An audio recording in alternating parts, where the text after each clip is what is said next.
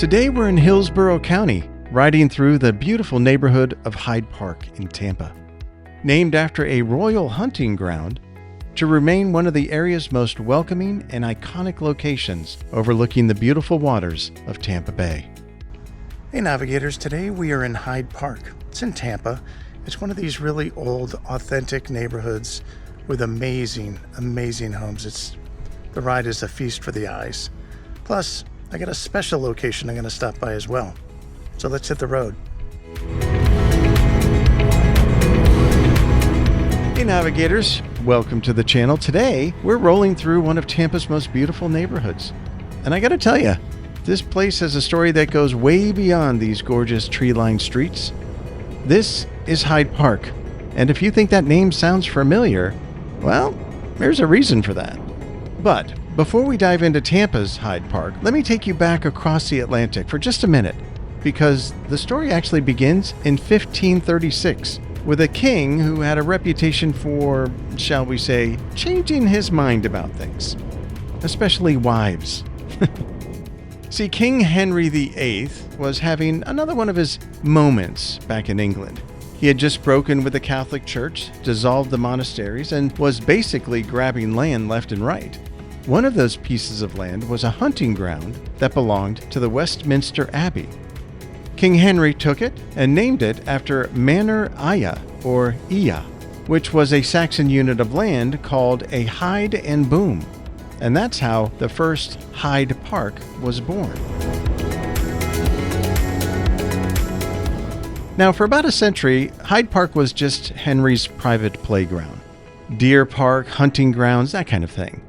Then, James I came along in 1603 and opened it up a bit, but only to the fancy folks, the courtiers and socialites. You could think of it as the world's most exclusive country club. But here's where it gets interesting. In 1637, King Charles I did something revolutionary. He opened Hyde Park to everyone. The general public could just walk in. Now, that might not sound like a big deal, but back then, that was huge. A royal park for regular people. During the Great Plague of 1665, Hyde Park became an impromptu refugee camp for citizens fleeing the infected areas of London. Charles also built a circular driveway called the Ring, where people could race horses and carriages while crowds gathered to watch. Ladies would refresh themselves at something called the Cheesecake House, eating a dish that was made of whipped cream, sugar, and wine. How about that? But at night, I gotta tell you, Hyde Park was dangerous. So dangerous that King William III had 300 oil lamps installed. And this created England's first artificially lit highway. Fast forward to the 1700s. Queen Caroline, wife of King George II, was an avid gardener, and she completely transformed Hyde Park. She annexed almost 300 acres to create Kensington Gardens and separated the two parks with a sunken ditch designed to keep the animals in or out without blocking the view. It was the first of its kind. By the 1800s, Hyde Park had become a place for national celebrations. In 1814, there were fireworks for the end of the Napoleonic Wars. And here's something really cool, and it's about free speech. Until 1783, the Tyburn Gallows sat just outside of Hyde Park, and there was this tradition that anyone that was condemned to die there could make a final speech. And since you were about to die anyway, you could say whatever you wanted. After the gallows closed, the tradition of public speaking stuck around. And that corner of Hyde Park became Speaker's Corner, a place where anyone could stand up and have their say. Karl Marx spoke there, William Morris, Vladimir Lenin. The suffragettes had rallies there. It became the cradle of free speech that still exists today. So that's the origin of Hyde Park, and now, because it became so famous, the name has spread all over the world. There's a Hyde Park in Chicago, which is also known as the University of Chicago. There's one in Boston, one in New York State, and that was the home of FDR. There's also one in Sydney, Australia. And there's Hyde Parks in Austin, Los Angeles, and right here in Tampa.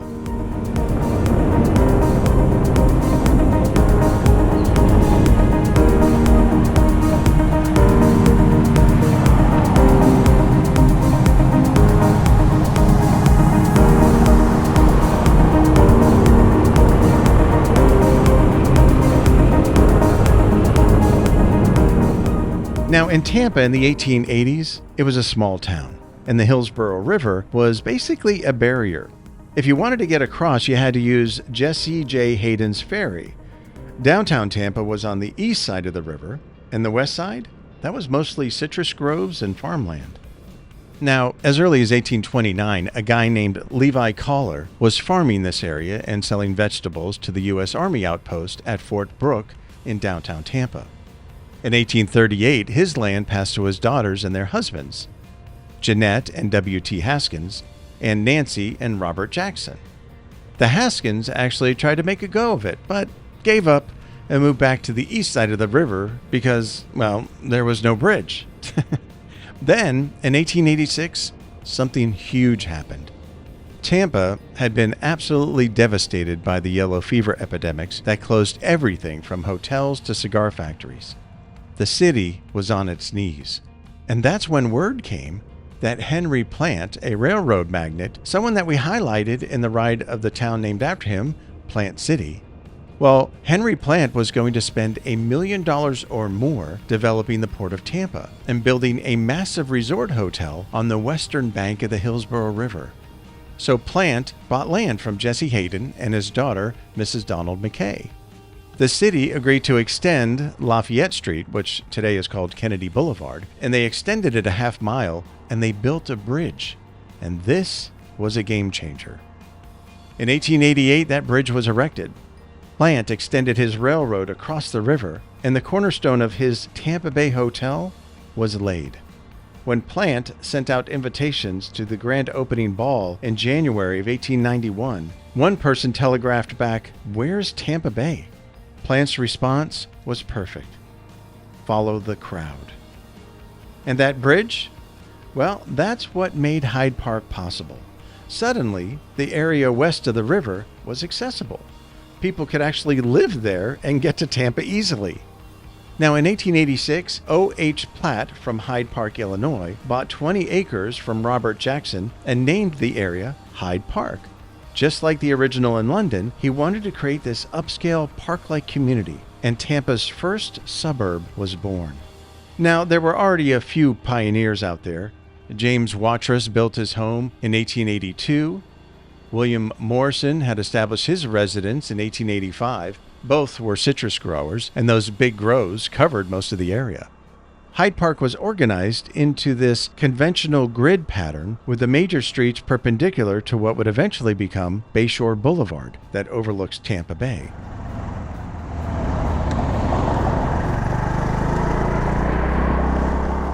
This is Bayshore Boulevard, and it runs along the eastern edge of the Hyde Park neighborhood, and it holds a world record.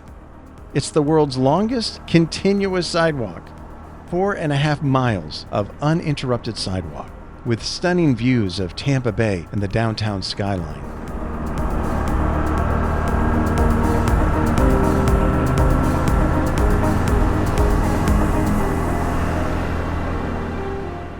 Every day you can see people out here running, biking, walking, rollerblading. It's really, really beautiful, especially at sunset.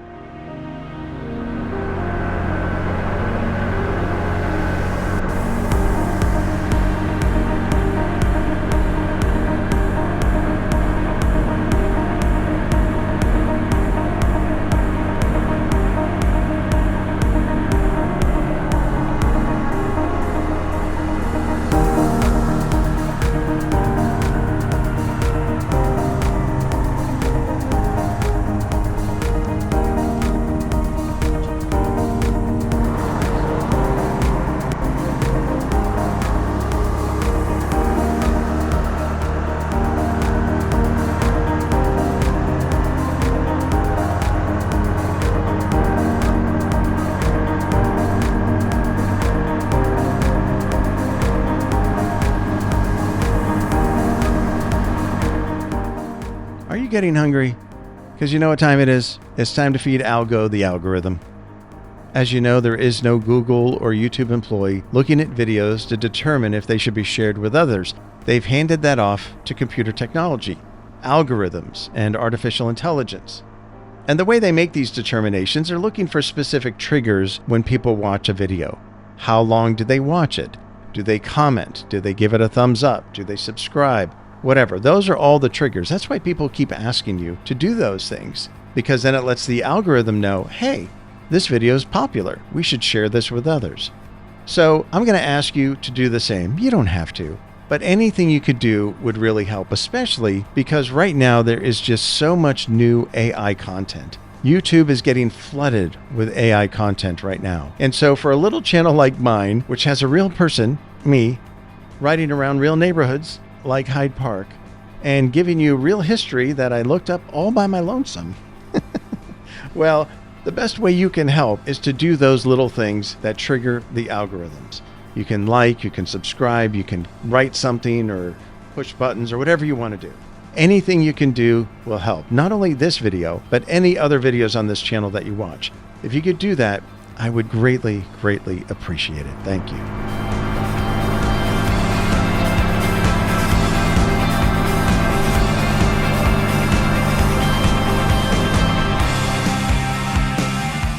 All right, so here's some stats for you, and I gotta say these are very limited. As with all these little towns that are actually subsets of bigger towns, and Hyde Park is a subset of Tampa, it's really difficult to find stats specific to those areas.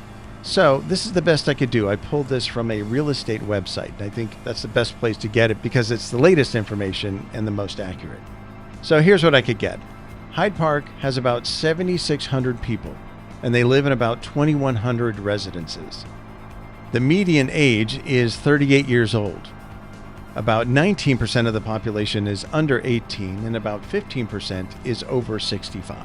And that's all I could get when it comes to the age ranges. The median home value is about $1.1 million, and the average cost to rent a place is about $3,500. The median household income is about $125,000, and the average household income is about $158,000. And when it comes to education, 99% are high school grads. That's a lot. 77% are college grads, and 33% have advanced degrees. Nothing says staying in school can help you live a better life than those stats connected to this neighborhood.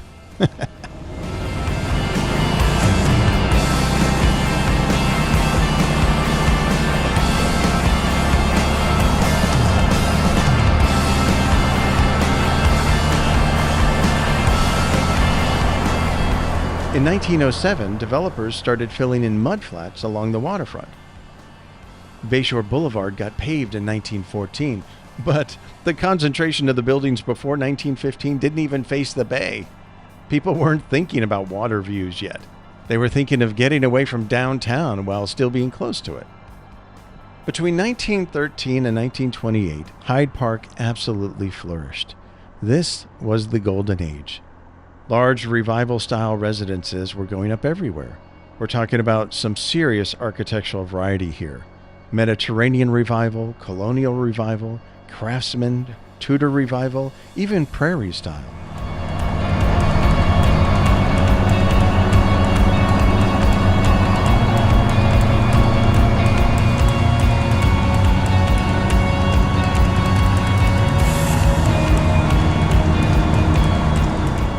The Florida land boom of 1924 to 1926 came to an abrupt halt, and then the stock market crashed in 1929.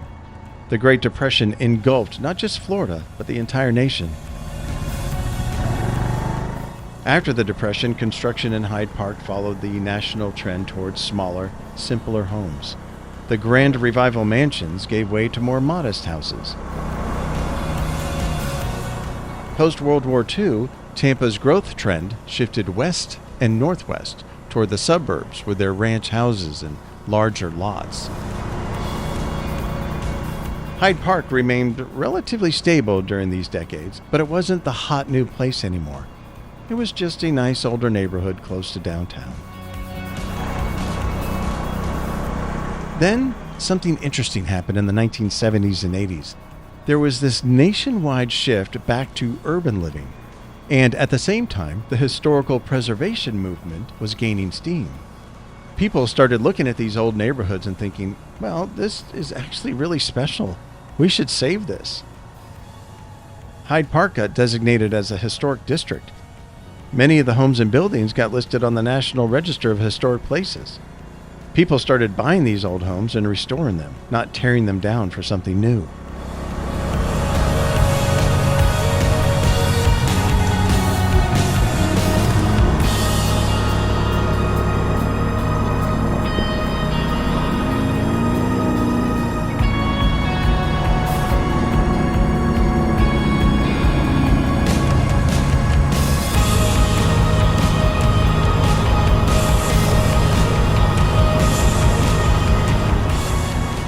The original commercial area got developed into Hyde Park Village, and this is a really nice place to go. It's very upscale.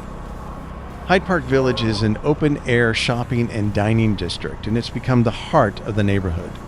Boutique shops, high-end retailers, restaurants, cafes, art galleries.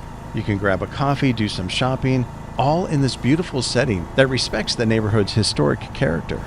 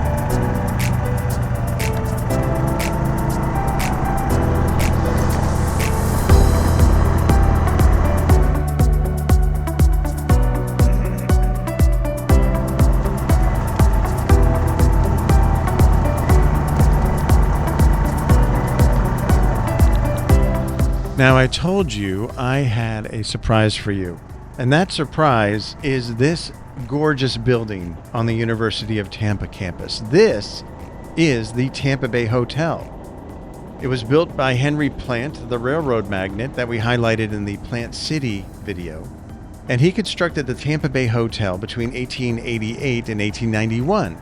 Using his personal wealth rather than investors, spending $2.5 million on construction and an additional $500,000 for furnishings.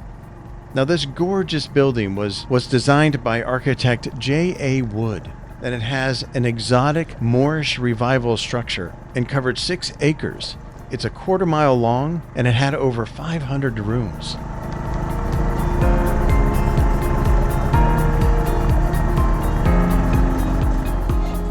The hotel opened on February 5, 1891, near the terminus of the Plant System rail line. It was among the first in Florida to become completely electric, with all the guest rooms featuring electricity and telephones. And the building included Florida's first passenger and freight elevators. How about that? The hotel boasted incredible amenities, including formal dining rooms, a grand salon, a music room, a barbershop, a beauty shop, a telegraph office, and suites with 3 to 7 rooms featuring private baths. The 150-acre grounds featured serpentine walkways through tropical flora.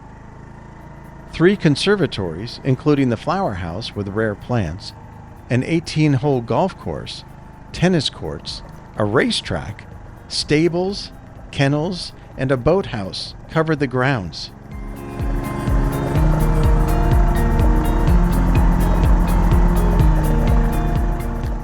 In 1896, Plant added the Tampa Bay Casino with a 2,000-seat opera house, heated swimming pool, bowling alley, and spa facilities. Now, Plant lobbied for Tampa to be the point of embarkation for soldiers and supplies during the Spanish-American War, and the Tampa Bay Hotel was used as headquarters for Army officers. Strategies were famously discussed on the hotel's verandas in rocking chairs while awaiting commands from Washington, earning it the nickname of the Rocking Chair War.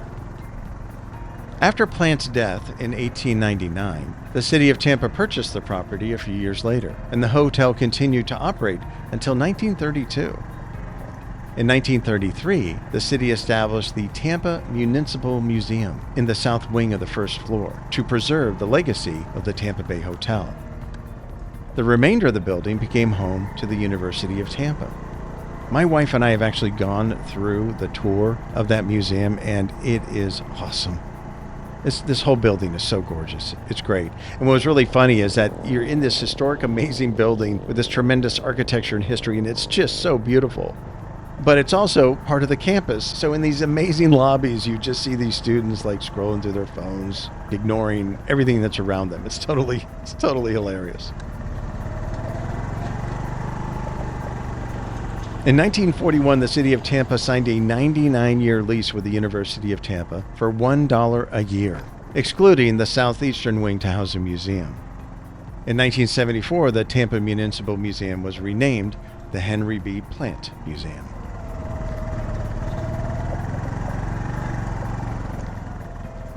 The building was designated a U.S. National Historic Landmark in December of 1972 under the name of the Tampa Bay Hotel.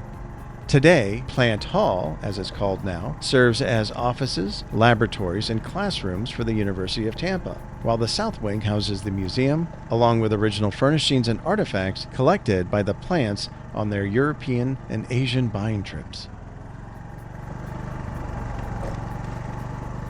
If you're ever in the area, this is one special place to visit, and I wanted to make it a surprise for you on this ride.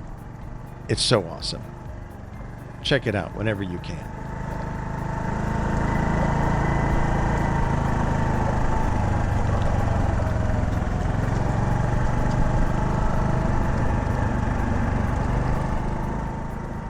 So what makes Hyde Park special today? Well, for starters, it's one of the most walkable and bikeable neighborhoods in Tampa. These tree-lined streets with their huge oaks and palms create an incredible canopy that makes you feel like you're somewhere completely different from the rest of Florida. The culinary scene in Hyde Park is really impressive as well. You've got everything from trendy cafes to fine dining, food trucks, bakeries, cuisine from all over the world. It's really, really a great place to go to eat. So one of the things I really love about Hyde Park is its connection to Tampa's greater history. It's Tampa's first suburb, a neighborhood that grew up alongside the city itself and has survived the yellow fever epidemics, the Florida land boom and bust, the Great Depression, World War II, and the suburban flight of the 1950s and 60s. It could have been torn down and redeveloped like so many other historic neighborhoods across America, but instead, people fought to preserve it. And riding my Navi down here today, I am so glad they did. These buildings and street have character, and it tells a story about Tampa's past and about how America's cities grew and changed. From Henry Plant's bridge in 1888 to James Watrous' first home in 1882. From O.H. Platt naming it after the famous London Park to the streetcars rumbling along the roads. From those elegant revival mansions of the 1920s to the craftsman bungalows you could order from Sears. From the Depression's quiet years to the Preservation's movement's renaissance. This place has layers of history in every block. And for a Navi-Gator ride, you couldn't ask for anything more.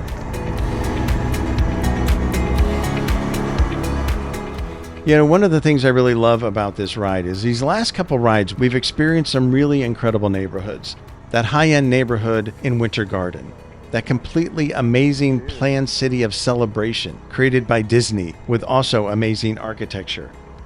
And now you have Hyde Park, authentic, organic, historic architecture, beautiful homes on beautiful streets overlooking beautiful waters. It's like a pinnacle of the videos we've shown recently. So I was really excited about sharing this with you because I thought it was another great example, a tremendous example of how historic neighborhoods can organically grow, stay, and become an historic anchor for a town like Tampa. So I hope you've enjoyed the ride. I have loved it.